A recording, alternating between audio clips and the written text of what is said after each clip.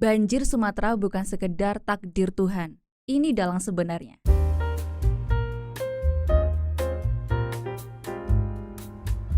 BMKG memberikan peringatan soal ancaman munculnya bibit siklon tropis yang berpotensi terbentuk di perairan bagian selatan pada periode November 2025 hingga Februari 2026. Dari bencana Sumatera kemarin, banyak yang mempertanyakan siapa yang harus tanggung jawab.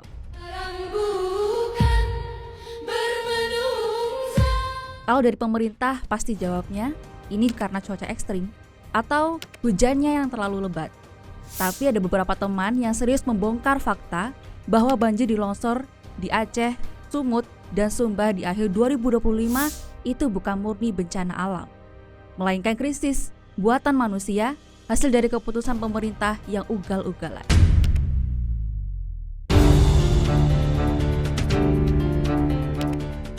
Di video ini, kita bakal bedah tuntas siapa dalangnya, siapa yang kasih izin, dan siapa yang jadi backingnya. Simak sampai habis karena datanya bakal bikin kita sadar kalau kita sedang dikepung bencana terstruktur. Bukan sekedar hujan tapi spons yang hilang. Pertama kita luruskan dulu mindsetnya. Pemerintah sering bilang faktor cuaca adalah penyebab utama. Padahal investigasi data menunjukkan cuaca cuma pemicu. Penyebab utamanya adalah hilangnya hutan kita. Oke, kita mulai dari dasarnya dulu. Sumatera itu punya tulang punggung pegunungan Bukit Barisan yang topografinya rentan banget.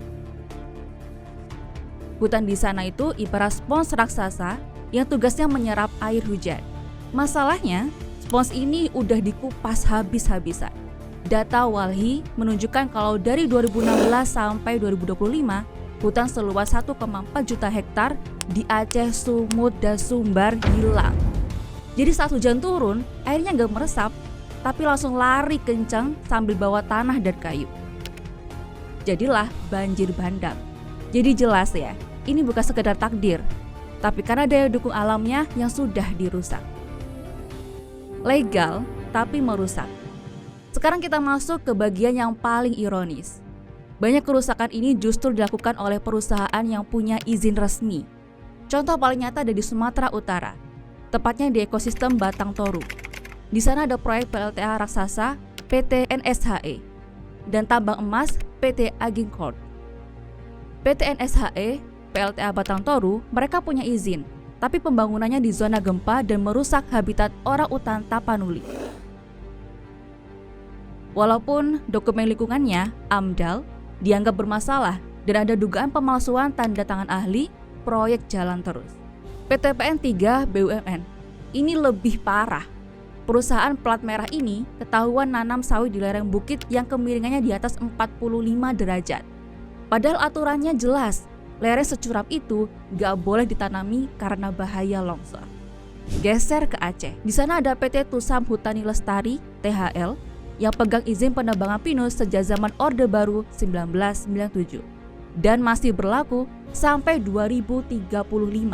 Mereka nebang di hulu tapi gagal reboisasi. Akibatnya hutan gundul, air gak ada yang nahan, dan terjadilah banjir bandang yang rutin menyapu Aceh Tamiang. Jadi punya surat izin itu gak menjamin mereka peduli lingkungan. Kadang izin itu cuma tameng formalitas.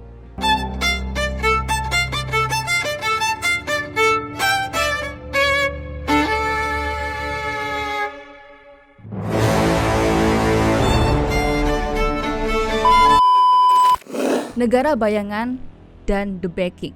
Kalian ingat kasus penembakan polisi oleh polisi di Solok Selatan pada November 2024? Itu adalah puncak gunung es dari mafia tambang emas ilegal. Tambang-tambang ini pakai alat berat terang-terangan di sungai. Logikanya, mana mungkin polisi nggak tahu? Ternyata aparat yang harusnya nangkepin maling malah jadi pelindung atau backing si maling demi cuan. Istilahnya hukum formal nggak berlaku di sana. Yang berlaku adalah hukum siapa kuat, dia dapat, alias negara bayangan. Selain tambang emas, ada juga pasir galian C ilegal di sekitar Gunung Marapi yang bikin banjir lahar dingin makin parah karena sungai-sungainya rusak dikeruk terus-terusan.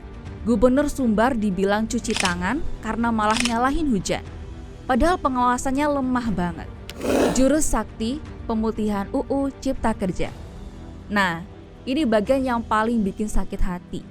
Kenapa para perusahaan hutan ini berani banget? Karena ada regulasi yang memanjakan mereka, yaitu UU Cipta Kerja, khususnya pasal 110A dan 110B.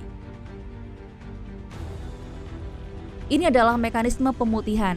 Gampangnya gini, dulu kalau kamu babat hutan lindung tanpa izin, kamu dipenjara.